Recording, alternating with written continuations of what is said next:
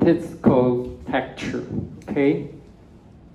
The definition a little bit complicated, but that'll be fine. Okay. I put an H here means the number of times or number of colors in an image. But anyway, once you have the accumulated number, you can convert it into a probability, right? Okay, divided by the total number of pixels. That would be easy. Okay, let me define the concurrence matrix. Again, it's IJ, but it's different from the previous definition. Okay, the previous definition for structural texture, we change the graph, the pixel graph value from I to graph value J, but here is different. Okay.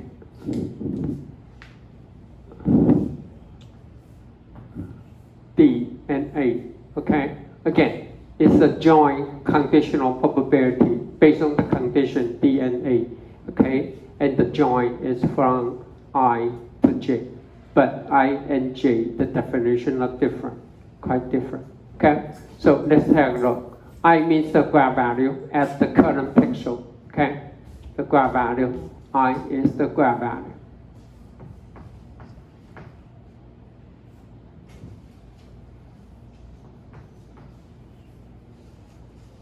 At the pixel location.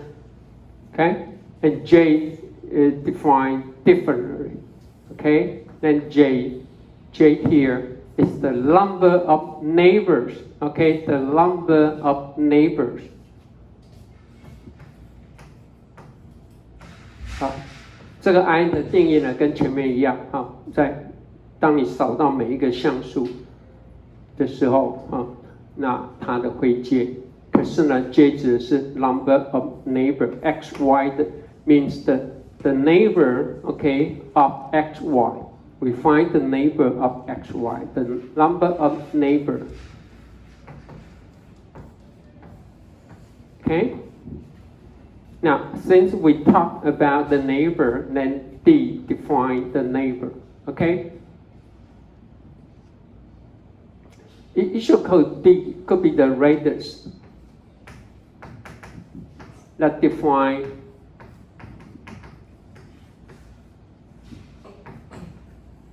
the neighborhood. Okay, the neighbor is defined. I mean, when you look for x, y, then we find its neighbor. We find its neighbor, okay, which is the distance.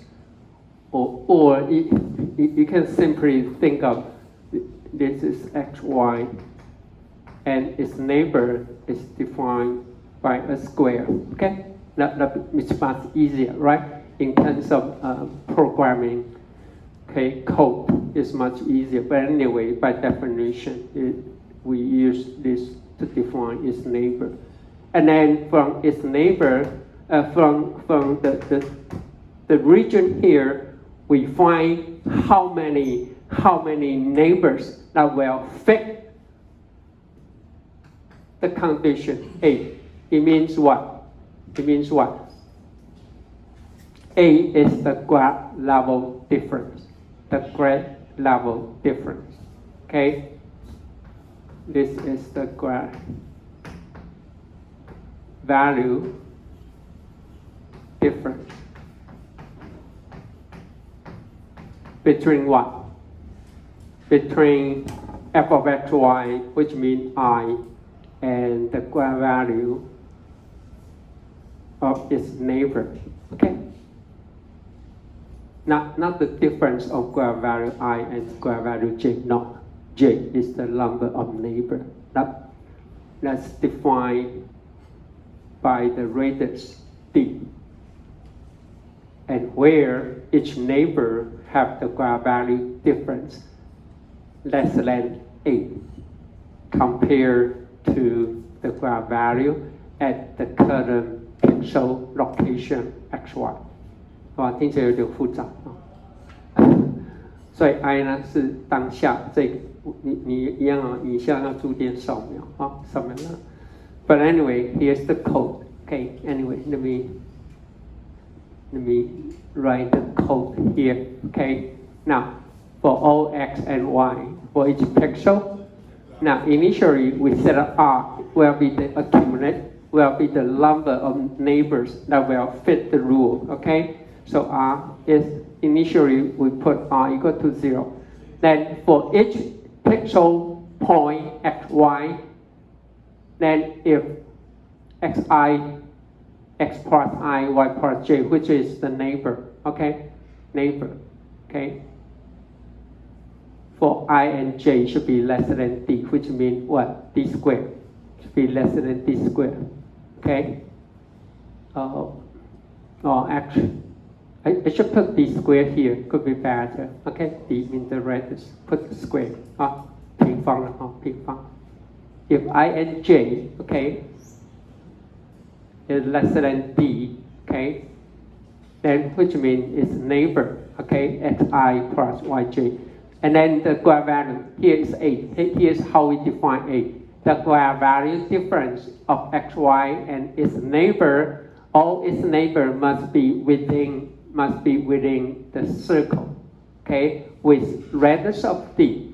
Then if this is true, if the graph value difference is true, then I increase R plus 1, which means R will be the accumulated number of the neighbor that will meet this requirement. Okay, this is the condition.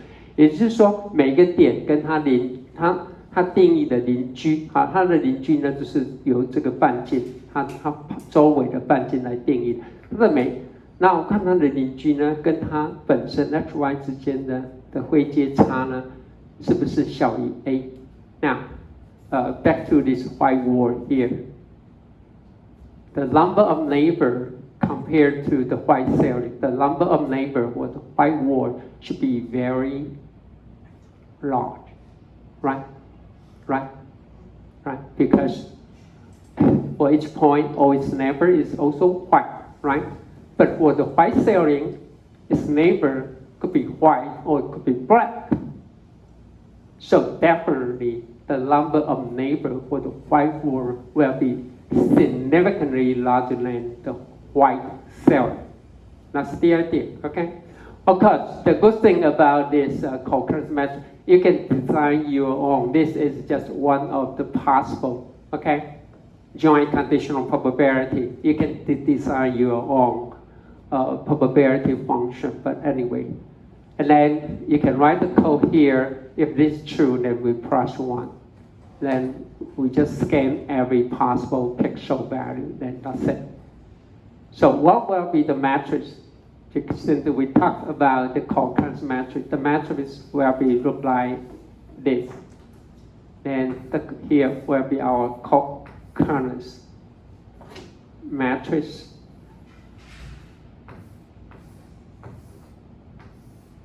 This will be I, okay? I again is 0, 1, 2, and up to 255. Now suppose we look for 8 neighbors. We just look for 8 neighbors. Okay, which just look for given xy here. We just look for this 8 neighbor. Okay, and check if the graph value difference is less than 8. 8 could be 0, which means they must be all the same, or 1 or 2 or 10 will be fine. So in this case, what will be the value of R? The R will be what? 0, right?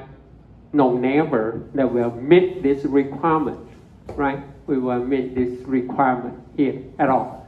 And 1 and 2, and then up to 8. Okay, that's it. Okay. Why is 8? Because it can only have up to 8 neighbors. Then you can look for 5 by 5, that'll be fine. You can up to 25 neighbors. Okay? That's it. Okay, so again, you make the covariance matrix. So again, for the white wall here, the texture should be very close to 1. The probability, when you convert into the probability, should be very close to 1, right? Right. never be true. But for the white ceiling, the number of neighbors will be distributed. Some could be 1, some could be 2, but some it will be quite different. Okay. Then you can measure the energy. You can measure the entropy. Okay, from this co-occurrence matrix. So again, because we just look for its neighbors in any direction. Okay, so it's used for picture extraction of statistical surface. Okay, so that's the idea. So here's the covariance matrix. That's what I'm saying here. Okay, so then here we convert the number of or the frequency into the probability. Okay, by divide the summation of all H. So all accumulated number. Let's say. Okay, for all graph value I and all for all graph value S and all the possible neighbor T. For our case here, T could be 0, 1, 2, and up to 8. That's it. Okay. So again, it's a co-occurrence matrix. Okay. So any questions about the definition? As I mentioned, you can define your own joint conditional probability. Okay. This is just one of the examples. It used a lot in this research. Okay. So here give you the example. Okay, show you the example again. We have a 5x5 image. Okay, and 0, 1, 2, 3 are the graph values. Now take a look. If I put where I put 8. Let's take a look. If we scan a pixel right here, okay, so here's 8. Now, I have to say something first. Suppose D equal to 1, okay? You just look for its 8 neighbors, okay? D equal to 1, if you look for a square, a 3 by 3 neighbor. And A equal to 0, which means what? O is a neighboring graph value must be the same as the current pixel, okay? So for A here, okay, you put A here, then this is A. Then how many neighbors? That will make the requirement. That will be 1, right?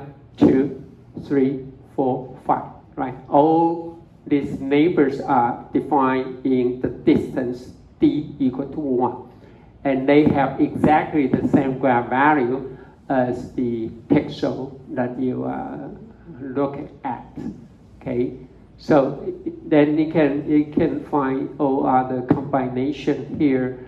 Okay, and this is the final result. Okay, now we change from graph value 2, and it has five neighbor because we only have one situation that will show you that. Okay, because only this pixel has 5 neighbors, no any other pixel. So in the resulting co-occurrence matrix, that's why you see 1 here. Okay, then you divide you sum up all this accumulated value and divide it for each outcome, then you can get the corresponding probability. That's it. Okay.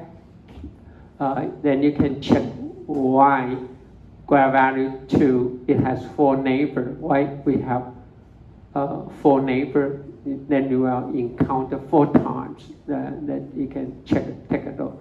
Okay, B, C, D, and E condition. I put a B, C, D, E here. Okay, you can check it up to the cross. Okay, so anyway, the idea is we just look for its neighbor. We don't look for a very specific direction.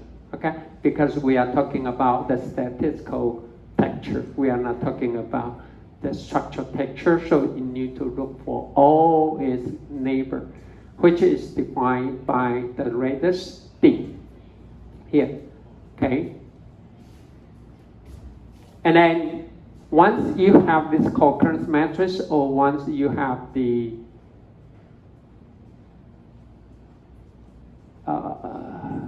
joint conditional probability here, okay, P here, then we can extract the representative features.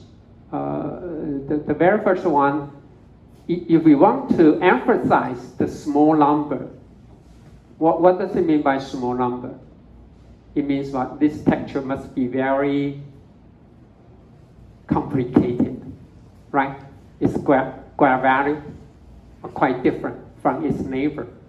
But for the white wall here again, you won't see small number because you will see a large number of 8, right? Most of the time when you scan the image, right? But anyway, if you look for this feature, it means you want to look for a very complicated, okay, very fine, dedicated image, okay? Because we divide it by here, J. J is the number of neighbors. Again, we plus 1 is trying to prevent division by 0. Okay, that's it. 加1只是为了避免出一例 because you might have 0 neighbors. Okay, so you cannot divide by 0. That's the only reason we put 1 here. Or for some case, you want to emphasize the large number, which means you look for the uniform surface. Okay, just like a white wall, you look for the homogeneous or a very smooth surface. Then you can emphasize the large number, which means we just times J squared. Okay. Well, actually, you can just times J. It does not have to be squared, but if you want to put more emphasis on the number, okay, here, then put the square.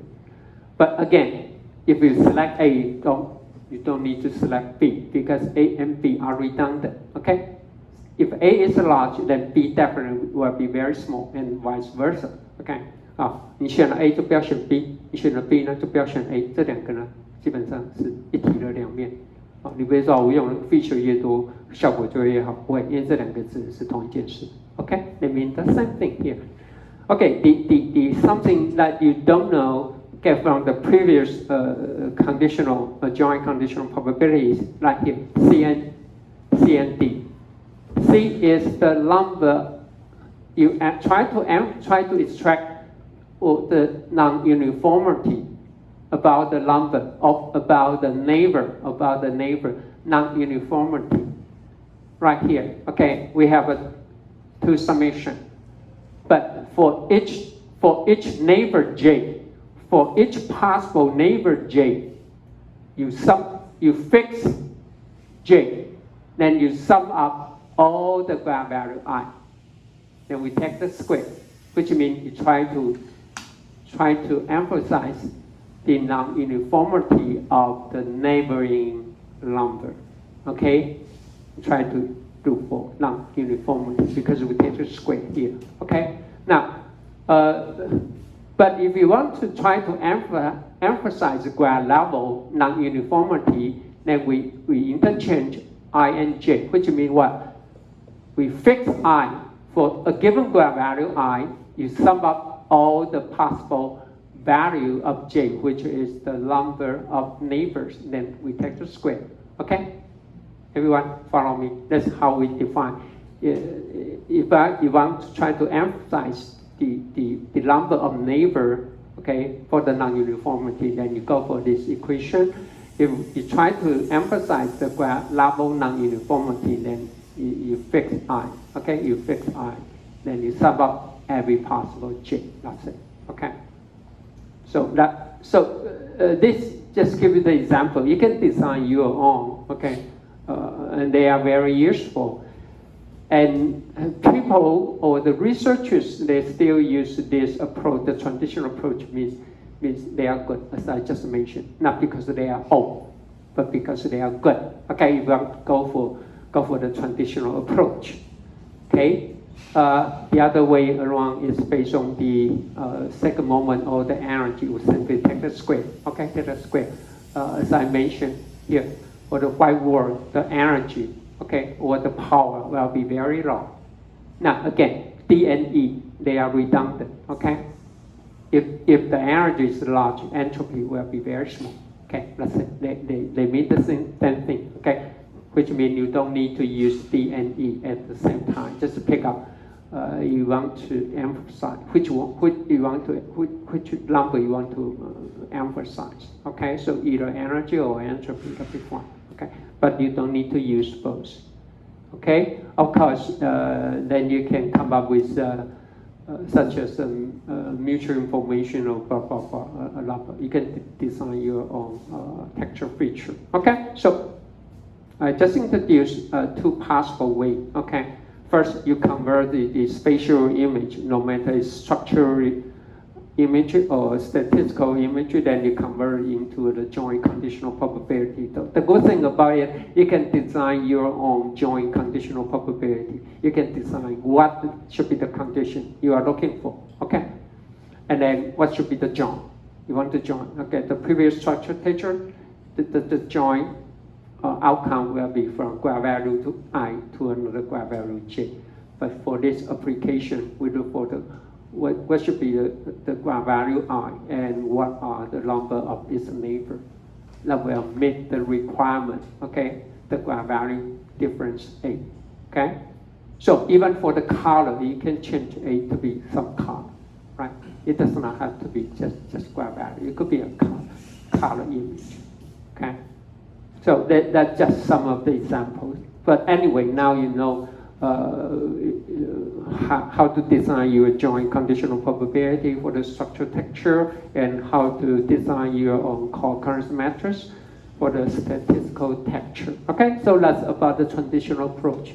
Okay, traditional approach for textual analysis. And you can design your own. Okay, now the next one. I will conclude with spectral approach. Okay, okay. We don't work on the spatial. The good thing about the spectral approach is what?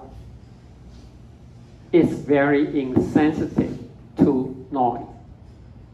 It's very robust to random noise. 就是说，你那个影像本身杂讯很多的时候，你可能试着要用 spectral， 因为你在算的时候 ，because when you use the spectral image, it might be affected. Co-occurrence matrix might be affected by noise. But when you go for the spectral approach, I will show you example.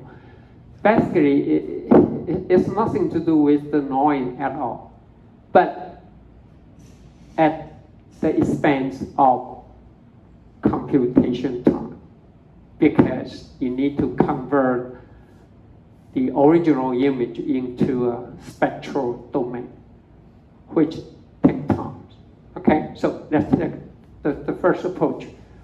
We can go for the Fourier transform. Okay, very robust. Well, actually, this is my personal favorite spectral approach. Even compared with web. Okay. Now here's the definition. Okay, here's the definition. If the image size for this case, just show you the image size is n by n is square. It does not have to be a square. Okay, it does not have to be square. But this example just shows a square. What if the image size is non-square? So if the image size is n by n, okay, that does not have to be square in this case. Now f of x, y is the spatial image, the original input image, then times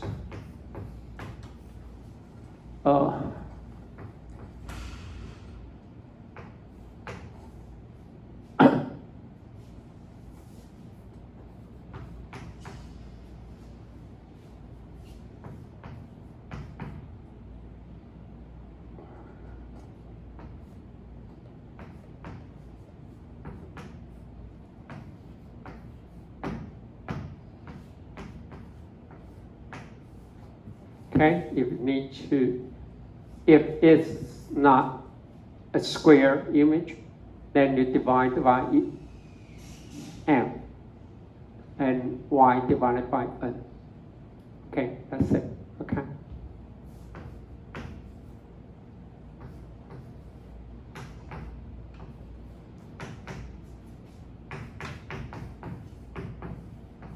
U and V are the frequency component, okay, in the spectral domain. So if xy is from 0 to up to x is from 0, 1 to up to n minus 1, and y is from 0, 1, 2, and up to n minus 1, then so are U and V, okay? I mean, the spectral domain, the size in the spectral domain will be the same as the spatial domain. 哦，就是以原来的是100乘100的话，它的spectral domain 的 size 是一样。Okay? So YuanZe is so computational, very intensive. Now, because U is from 0, 1, and up to n by 1, and V is also n minus 1, the same here. So to calculate this one frequency component, U and V, you need to use up to the whole image. 所以为了算一点哦，它在频率里面的一个点哦 ，U 跟 V 哦，你要用到整张影像，有没有看到？你要用到整张。So the computational complexity will be because you have so many pixel points like this, right? And for each pixel point, you need to calculate what? So actually the complexity is m squared times n squared. Okay? Of course, if you know something about Fourier transform, you can use a fast Fourier transform. But if the original, for one dimensional, the original complexity is like this, then the fast could be still better than n squared. Okay, this is the fast Fourier transform. Okay, 假如说你用快速傅立叶，它的复杂度会是这样子。But when you take log, it's much faster, but still computationally expensive. Okay, but anyway, that's what you can understand. Because for each point, you need to use the whole image, and that's the reason why it's so robust with respect to noise. Right, because most of the time in an image, the noise, the percentage of noise is not too much. So it doesn't care about the noise, but at the expense, because for each frequency component point, you need to use up the whole image. Which means if you have a 1K by 1K image, then you have a 1 million point. And for each point, you need to do the calculation for 1 million times. Okay, know what I'm saying? But anyway, it's quite robust with respect to the noise. Okay. Now anyway, this value here is imaginary number. Okay. V 它是一个复数啊。So Fourier transform is a complex number. So anyway, the Fourier transform will include the real number part and the imaginary part. Okay, J again. J here is the square root of minus 1. Okay, J here.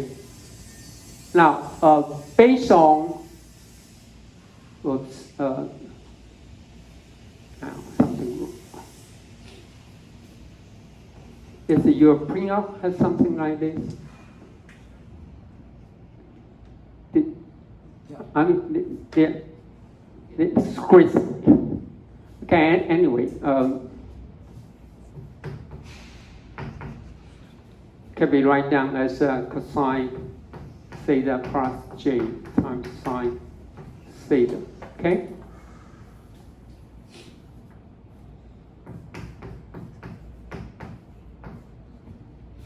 This based on the aura rule. Okay? In calculus. 那个有拉定理了，有拉定理。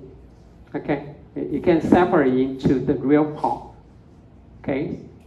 And the imaginary part. But anyway, the real number part is nothing but the linear combination of cosine function. It is linear. 它是线性的。你不要说啊 cosine 不是线性，只是因为这个值定住了，它的值呢就是一个系数值，right? Right? I mean cosine is nonlinear, but once all the values are given, then it's nothing but a coefficient, just a coefficient. So the real part is the linear combination of the cosine function. That's it. Okay, and the imaginary part is nothing but the linear combination of sine function. That's it. Okay, that's how we get it. Okay. Okay. So any questions so far? Now, think of just from here. Okay, take a look here. What if you at x equal to 0 and y equal to 0?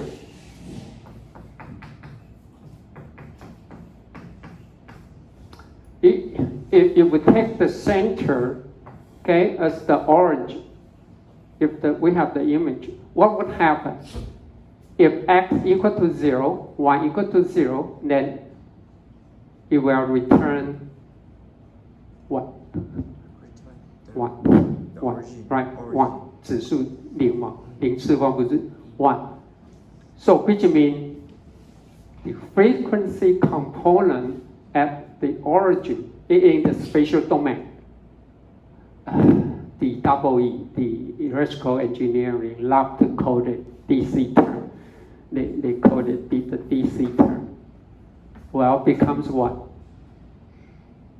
Becomes the summation of the graph value divided by the image size. So it means what?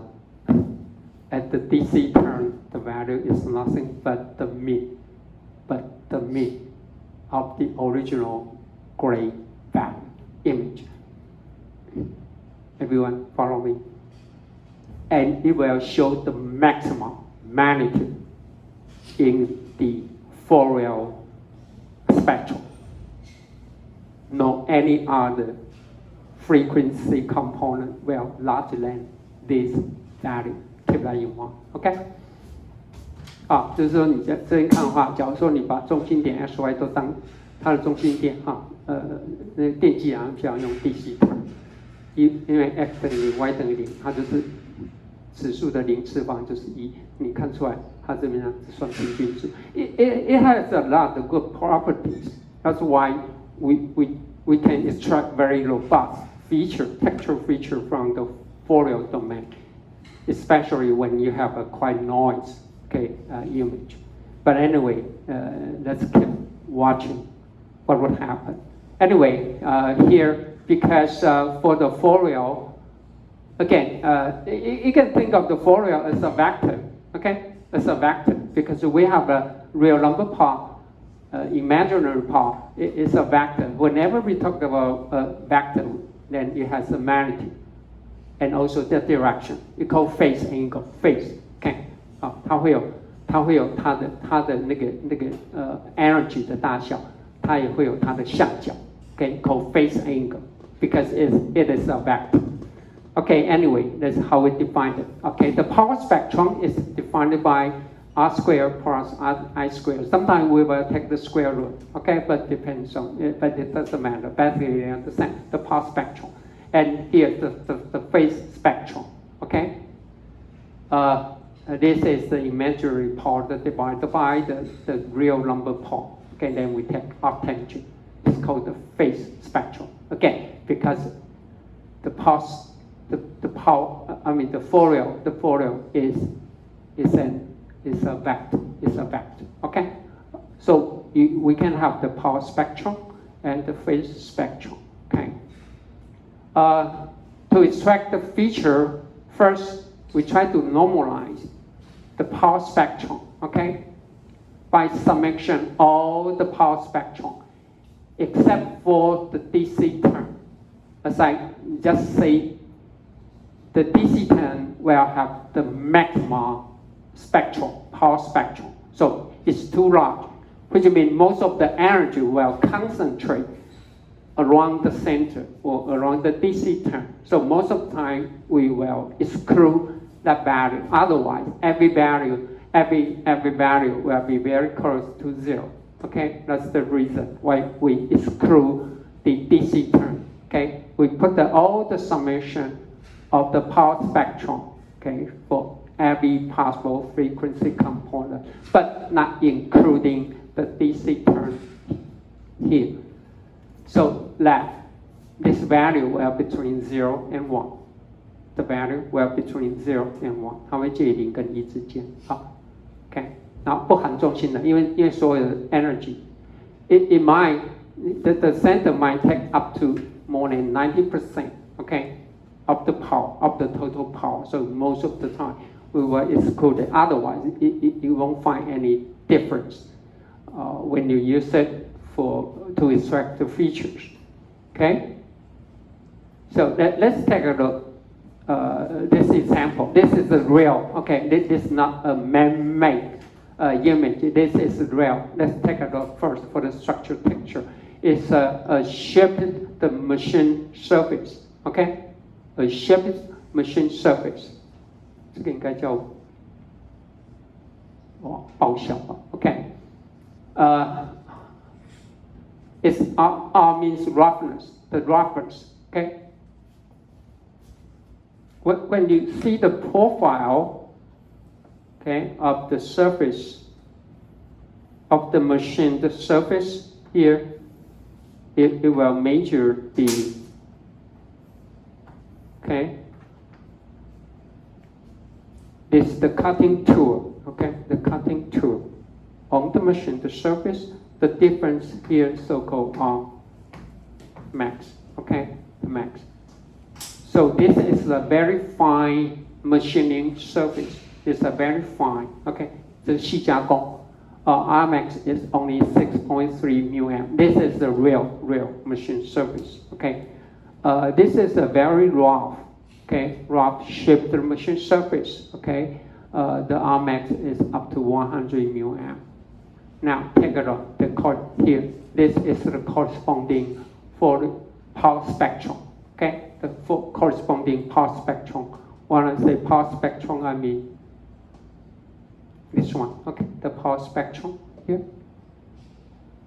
Yes, this will have the maximum. Okay, we will have the maximum power.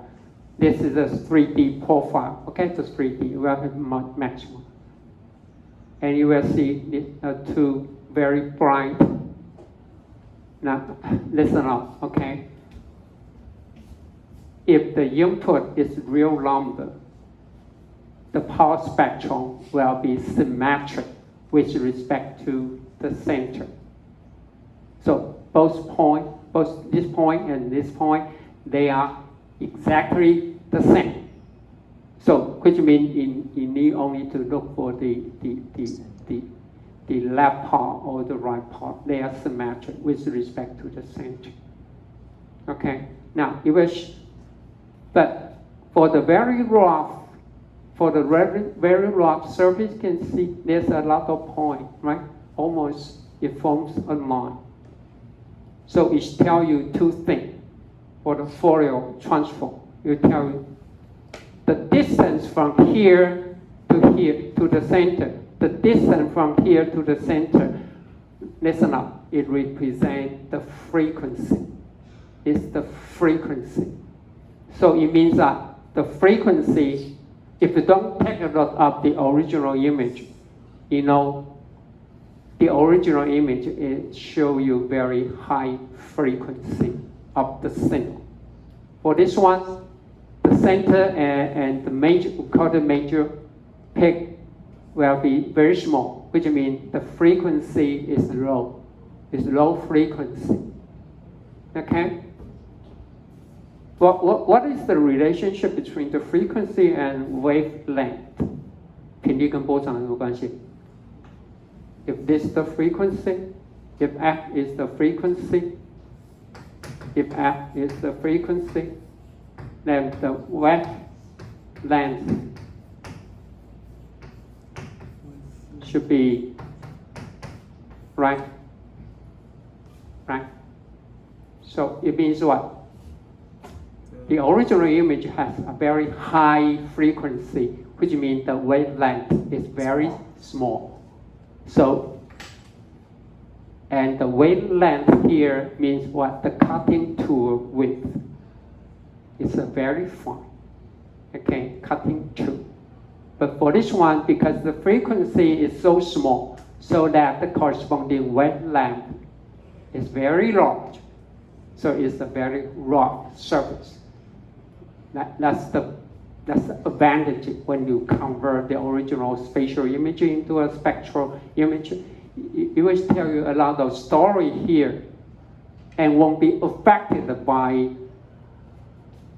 the noise.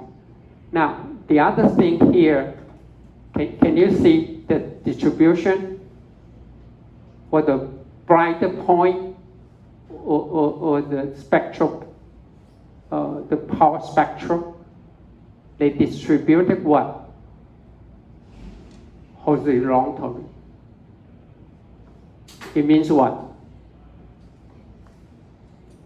If your original signal is vertical, the corresponding direction in the spectral domain will be 90 degrees orthogonal with respect to the original one.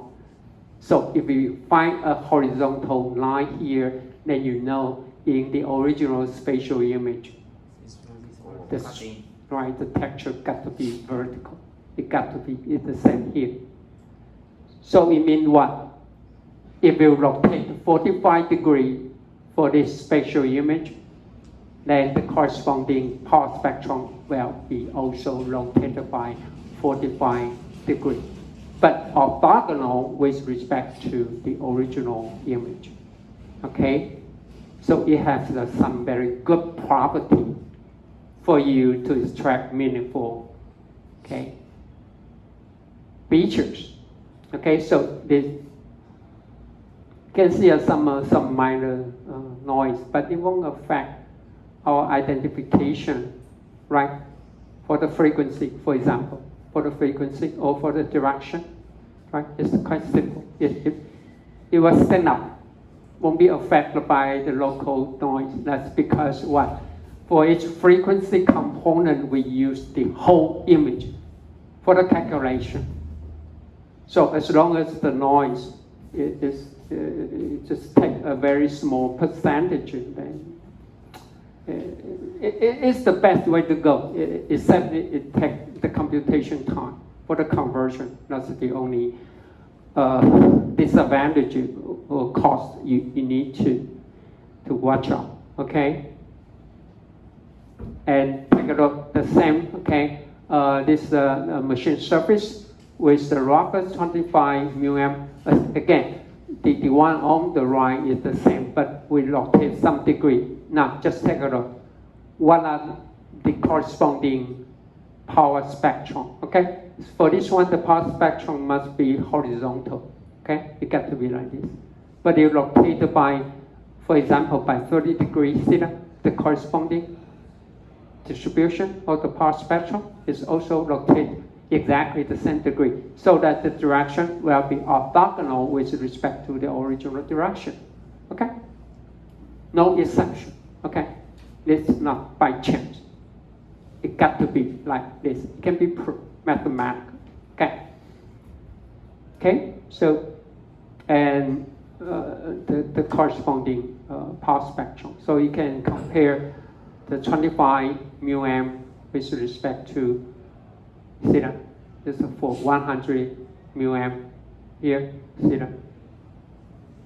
And again, as I just mentioned, the major, this is called major peak. To the DC term is the frequency, okay?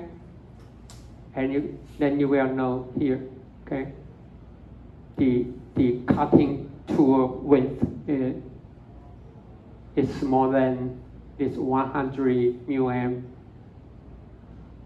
but larger than this 6.3 fine surface. Okay, so that's something good about it. Okay, something good about it. Okay. Okay, so just you can just take a look more samples for that. Now here's another mill surface. Okay, another mill surface. You can see the surface is quite rough with some a lot of noise. Can you see that? That's because this sample we put in the lab after quite a long time period because the moisture. Okay, you can see some quite noise. Okay, right here. 也就是说这一张哈，因为那个没有放在那个那个干燥箱，放久你看上面有产生一些奇奇怪怪的 ，right? Now it's quite noisy, but anyway, but when you take a look, you can still see the horizontal, horizontal cutting tool direction. Now take a look of its 3D profile. Can you see something here? The circular still have the power spectrum right here. Now compare with the previous one here. You won't see much. Why you see a lot though? Why you see the power spectrum here? That's because what? Because the random noise. That's because the random noise. They distribute in any direction. That's the reason why you will see. But it won't affect. Right? How you calculate the frequency of the wavelength. Which means once you know the frequency, actually you can use regression to estimate the roughness. That can be done by regression model. Okay? And very accurate. It won't be affected by the random noise. 你说你可以用回归哦，直接。I mean, you can use the two-dimensional image to estimate the three-dimensional. This actually is a three-dimensional measure. You can use the two-dimensional image to estimate the three-dimensional roughness simply based on the frequency or the wavelength. Okay, that's the good thing about the Fourier. Okay, let's take a break and finally I will talk about what is the performance of the Fourier transform for the statistical texture. Okay, this is a casting surface. 那个铸件表面啊 it has no structure. Okay, you have no structure but with some random texture. Okay, let's take a break.